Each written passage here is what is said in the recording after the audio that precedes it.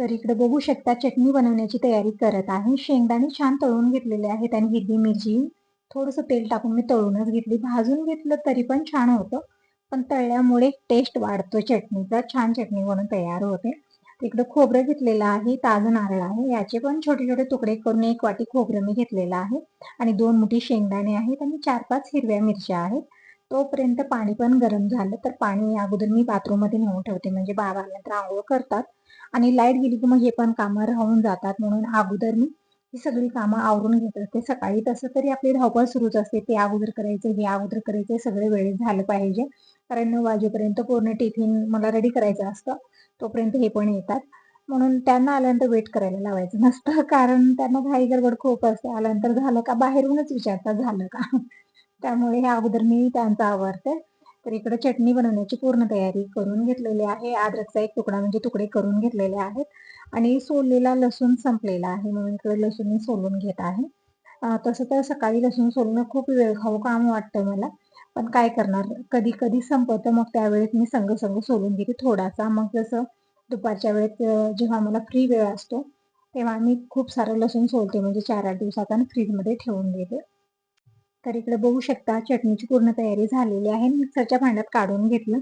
अगोदर तर मी तसंच फिरवलं. नंतर मी थोडंसं पाणी टाकून जितकं जमेल तितकं बारीक ही चटणी वाटून घ्यायची आहे. म्हणजे चटणी छान आळून येते. तर इकडे चटणी वाटून झालेली आहे. आता एका भांड्यात काढलेली आहे मी आणि जितकं पाहिजे तितकं पाणी टाकूया आणि इकडे संग सांबार पण बनलेला आहे. आज सांबारमध्ये टाकण्यासाठी कुठल्या भाज्या नव्हत्या. जसं साधं सिंपलच बनवलेलं आहे. तर सांबार, ताज्या नारळाची चटणी आणि इडली आज बनणार आहे. तसं तर बॅटर मी कालच बनवून ठेवलेलं आहे रात्री. रात्रभरात छान फुललेलं छान. तर आता देऊया चटणीला तडका. त्यासाठी इकडे तडका पॅन ठेवलेला आहे. 2 चमचे तेल घेतलं. मोहरी, जिरं टाकूया.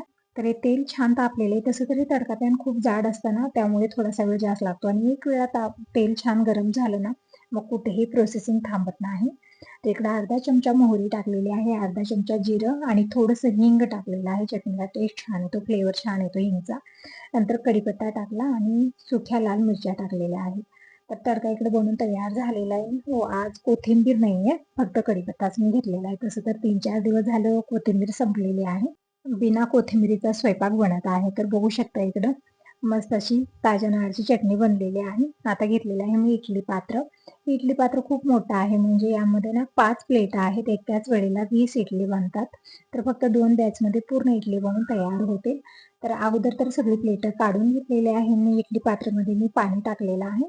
आता इडली पात्र ठेवूया गॅसवरती आणि झाकून ठेवलेलं आहे म्हणजे या पाण्याला उकळी येईल तोपर्यंत प्लेटाला सगळं तेल लावून घेऊया आणि या बॅटरमध्ये ना मी मीठ किंवा खाण्याचा सोडा काहीही टाकलेलं नाहीये. असंच खूप छान फुललेले बघू शकता. कारण गरमी आहे ना, गरमीच्या दिवसामध्ये यामध्ये काही टाकण्याची गरज नाहीये आणि मीठ तरी टाकल्यानं म्हणतात पिठाला आंबट फुटतं म्हणून मी टाकत नाही. जेव्हा बनवायला घेऊया त्याच वेळेत मी टाकलेलं आहे. तर चवीपुरतं मीठ आणि थोडासा खाण्याचा सोडा टाकून मी छान मिक्स करून ठेवलेला आहे. आता तोपर्यंत प्लेटाला सगळ्यात तेल लावून घेऊया. तर सगळ्या प्लेटाला तेल लावून घेतलेलं आहे. आता इथे एक कन्फ्युजन होतं मला, की हे कुठलं प्लेट छोटं आहे, कुठलं मोठं आहे समजत नाही. सगळे एकसारखे दिसतात मला आणि जे छोटे 2-3 आहेत ते तरी एकसारखे दिसतात. तर इकडे सर्वात छोटं प्लेट मी घेतलेलं आहे आणि त्यामध्ये बॅटर फिल्ड केलं आणि तोपर्यंत इडली पात्रामध्ये जे पाणी ठेवलेलं होतं त्याला पण छान उकळी आलेली आहे. तर प्लेट ठेवलेला आहे मी आणि आता सगळेच प्लेट एक-एक बॅटर मी सगळ्यामध्ये फिल्ड केलं आणि सगळे प्लेट मी एकावर एक ठेवलेले आहेत आणि इडली पात्राचं ना टोपण खूप लूज आहे. त्यामुळे चारी बाजूला हवा जाते. त्यामुळे इडली लवकर वापरणार नाहीयेत. म्हणून मी काय करते वरती काहीतरी जड वस्तू ठेवते आणि खलबत ना छोटं आहे दिसायला पण खूप जड आहे तेच ठेवलेलं होतं आणि 10 ते 12 मिनिट ही इडली छान वापरलेली आहेत. एक वेळा मी बघितलेले चेक करून म्हणजे चाकूनं, तर चाकू एकदम क्लीन निघाला. जसं मी आतमध्ये चाकू टाकून बघितलं, म्हणजे इडली एकदम परफेक्ट बनलेली आहे 10 ते 12 मिनिटामध्ये. तर आता सगळे प्लेट मी काढून घेतलेले आहेत आणि थोडंसं थंड होण्यासाठी ठेवलेलं आहे. तोपर्यंत मी चहा घेते. आजकाल दुधाचा चहा घेणं मी बंद केलेलं आहे. तुम्ही विचारतही होता ताई आता तुझी तब्येत कशी आहे? तर तुमचे खूप काळजीपूर्वक कमेंट येतात त्याबद्दल अगदी हृदयापासून आभारी आहे. म्हणजे एकेका शब्दाला तुम्ही लक्षपूर्वक ऐकता आणि त्यावरती कमेंट करता. खूप छान, खूप भारी वाटतं. असे सुंदर कमेंट करत जा आणि व्हिडिओ आवडत असले तर लाईक जरूर करा.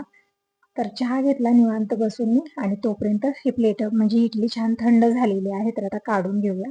बघू शकता एकदम मस्त जाळीदार स्पंजी इडली बनून तयार झालेली आहे आणि अजिबात प्लेटाला चिटकलेली नाहीये. एकदम परफेक्ट इडली बनलेली आहे आणि इतकी जाळीदार आणि स्पंजी बनलेली आहे. तोंडात टाकताच विरघळणारी इडली बनून तयार झालेली आहे. म्हणजे बेटर परफेक्ट बनलं ना, तुम्ही इडली बनवा, डोसे बनवा, आप्पे बनवा, सगळे खूप छान बनतात. म्हणजे तयारी परफेक्ट झाली ना, रिझल्ट पण परफेक्टच येतो. तर इकडे बघू शकता सगळी इडली मी काढून घेतलेली आहे आणि इडली मी तुम्हाला जवळून दाखवत आहे. जसं मी इथं इडली मोठी घेऊन मोठं बांधत आहे ना, तसं परत आपल्या साईजमध्ये इडली येत आहे. इतकी स्पंजी तुम्ही बघूनच अंदाज लावू शकता, किती छान आणि सॉफ्ट ही इडली बनलेली आहे. तर इकडं पहिला बॅच मी काढून घेतलेला आहे. आता दुसऱ्या बॅच बनत ठेवूया आणि जे राहिलेले बेटर आहे ते उचलून मी फ्रीजमध्ये ठेवते. म्हणजे उद्याचे आप्पे बनणार आहेत. आप्पे किंवा डोसे काहीही बनवा, म्हणजे 2-3 दिवस हे चालतं फ्रीजमध्ये. फक्त मीठ टाकायचं नाही. पण मी सगळ्याच बेटरमध्ये मीठ टाकलेलं आहे. मला लक्षातच राहिले नाही की बेटर थोडंसं यामधलं राहणार आहे. कारण पूर्ण बेटरची मी इडली बनवेन तर सकाळच्या नाश्त्यामध्ये होतील आणि नंतर कोण खाणार आहे. त्यामुळे मी जास्त नाही बनवत आहे. तर इकडं सगळ्या प्लेटाला परत तेल लावून घेतलेलं आहे आणि बेटर फिल्ड केलेलं आहे सगळ्यामध्ये आणि तोपर्यंत इडली पात्रामध्ये पाणी ठेवलेलं आहे. जोपर्यंत पाण्याला उकळी येते ना, तोपर्यंत मी सगळ्या प्लेटामध्ये तेल लावून बेटर फिल्ड केलं आणि सगळी प्लेट ठेवत आहे. मी एक प्लेट ठेवते वेळेस ते बघू शकता काय झालं. म्हणजे अशी दुबारी कामं होतच असतात घाई गडबडीमध्ये.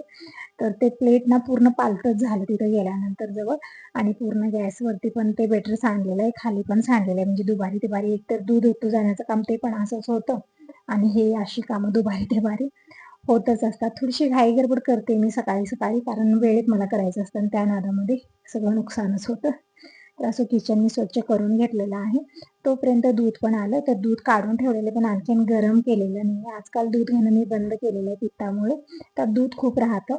तर काय करते दूध गरम करते आणि फ्रीजमध्ये ठेवते. साय छान येते आणि तूप तरी बनेल त्याचं. म्हणजे दीपक दिनेश आल्यानंतर काहीतरी रेसिपी बनवत असते मी, तर तुपाची गरज पडते. तिकडे सगळे प्लेटं काढून मी थोडा वेळ ठेवलेली होते. तर आता प्लेट हे म्हणजे इडली छान थंड झालेली आहे, तर आता काढून घेऊया. तर बघू शकता अजिबात प्लेटाला चिटकत नाहीत आणि एकदम सॉफ्ट आणि एकदम छान अशी इडली बनलेली आहे. दुसऱ्या बॅची एकदम छान बनलेला आहे. तर सगळ्याच इडली मी काढून घेतलेल्या आहे आणि तोपर्यंत हे पण येतील. तर टिफिन भरायचं आहे. घाईगडबड टिफिनची असते आणि जी प्लेटं आहेत ना, ती संग मी इडली पात्रामध्येच ठेवले आहेत. म्हणजे यामध्ये पाणी भरून ठेवणार आहे. कारण आता हे थोडंफार जे बेटर लागलेलं असतं ना, ते असंच बाहेर ठेवलं प्लेट तर सगळं हाडकून जातं आणि नंतर क्लीन करायला भरपूर वेळ लागतो. तर इकडे बघू शकता एक इडली मी तुम्हाला जवळून तोडून दाखवत आहे. खूप छान जाळीदार इडली बनलेली आहे. तर सगळे प्लेट मी इडली पात्रामध्ये ठेवलेले आहेत आणि पाणी भरायचं आहे त्यामध्ये. म्हणजे क्लीन करायला जास्त वेळ लागणार नाही. एकदम सोप्या पद्धतीने क्लीन होतं कमी वेळामध्ये, म्हणजे थोडंसं भिजल्यानंतर. तर झालेली इडली सगळे बनवून आता अगोदर इकडे मी प्लेट लावत आहे. तर इकडे मस्त असं सांबर बनलेलं आहे, ताज्या नारळाची चटणी बनलेली आहे आणि मस्त अशी गरमागरम सॉफ्ट इडली. तर तुम्ही सगळेजण कसला वेट करता या सगळेजण सकाळचा नाश्ता करायला. तर इडली पात्र इकडे मी नळाखाली लावलेलं आहे आणि प्लेट मी वरच्या साईडचे काढलेले आहेत 2 कारण ते उडत होतं पूर्ण पाणी. आणि आता मी जसं इडली पात्र भरलं तसं दुसरं प्लेट ठेवलेलं आहे वरच्या साईडचं आणि तांब्यानं पाणी वतलेलं आहे कारण जमतच नव्हतं नळाखाली. भरून ठेवलं. आता तोपर्यंत मी देवपूजा करून घेते. भांडे तरी खूप जास्त झालेले आहेत. म्हणजे जेव्हाही असा नाश्ता बनतो ना इडली, डोसे, आप्पे त्या दिवशी भांडे मात्र खूप जास्त पडतात. तर सगळी भांडी मी नंतर घासायला घेणार आहे. पाणी शिंपून ठेवलेलं आहे. अगोदर मी देवपूजा करून घेते. तर इकडे दिवस सगळे उचलून मी किचनवरती ठेवले. देवांना स्नान घातलं आणि कॉटनच्या कपड्यानं पूर्ण पाणी पुसून घेत आहे अगोदर.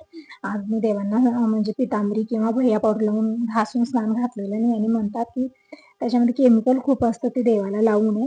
पण दुसरं काही ऑप्शन नाहीये. जसं आपण दही घेतो, लिंबू घेतो ना, त्याने देव परत खराब होतात. म्हणजे पितळ तांब्याचे असतात ना, त्यामुळे खूप लवकर असे डाग पडतात. म्हणून मला भैया पावडर ठीक वाटत आहे आजकाल. पण प्रत्येक गुरुवारी मी भैया पावडर किंवा पितांबरी देवांना घासून स्नान घालते. दररोज तरी अशी देवपूजा होते आपली. कारण वेळेची कमी, धावपळ खूप असते ना सकाळी. तर इकडे देवांना मी कॉटनच्या कपड्यानं पूर्ण पाणी पुसलेलं आहे आणि देवपाट्यावर विराजमान केलं. आता हळदी, कुंकू, चंदन वाहू, फुलं घेऊन यायचेत आणखीन आणि हवा इतकी भयानक आहे ना, की मी गेट, दार सगळं बंद केलेलं आहे. तर अगोदर जाऊन मी फुलं घेऊन येते. तिकडे मी देवाला हळदी, कुंकू, चंदन लावलेलं आहे आणि अगोदर जाऊन मी फुलं घेऊन येते. तर बघू शकता बाहेरचं वातावरण कसं झालेलं आहे. खूप भयानक हवा आहे. गेट तरी असं वाजताना इतका जोरदार आवाज येतो त्याचा हवेमुळं. तर इकडं फुलं पण मी तोडून घेतलेली आहे आणि हे फुल ना कशाचंही माहिती नाही मला. तुम्ही म्हणत होते गोकर्णाचं फुल आहे, पण गोकर्णाचं फुल नाहीये. ते पण वेल आहे माझ्याकडे. हे दुसरंच कुठलंतरी फुल आहे. त्याचं नाव काही मला माहिती नाहीये. तुम्ही म्हणत होता ते कुठली झाडं लावलेली आहेस, त्याची नावं पण सांग आणि दाखव. पण नावं माहित नाही. मी दाखवत असते दररोज तुम्हाला शेअर करत असते. पण नावं काय आहेत माहिती नाही मला. फक्त शोचे झाडं म्हणून मी लावलेले होते आणि खूप सुंदर फुलं यामध्ये उगवत आहेत. तर फुलं मी घेऊन आलेली आहे आणि हे जे एक निळं फुल लागलेलं होतं कुंडीमध्ये ते पण मी आणलेलं आहे. आणि इकडे स्वास्तिकची, परत सदाफुली आहे, कण्हेरीची लाल फुलं मी आणलेली आहेत.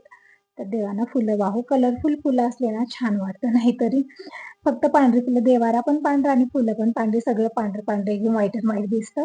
म्हणून मी कलरफुल फुलं इकडे वाहिलेली आहेत. काही शेवंतीची मी मार्केटहून आणायला होते. कधी आणतात, कधी आणत नाही, विसरतात ते पण आणण्यासाठी. तर इथूनच मी कलरफुल फुलं सगळे जमा करून देवाला वाहिलेले आहे.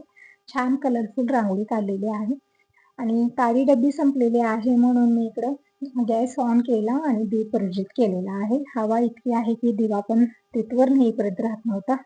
खूप भयानक हवा. देवापाशी दिवा पण राहत नाही, शांत होत आहे. तर देवाला दिवा लावला, धूप लावलेले आहे.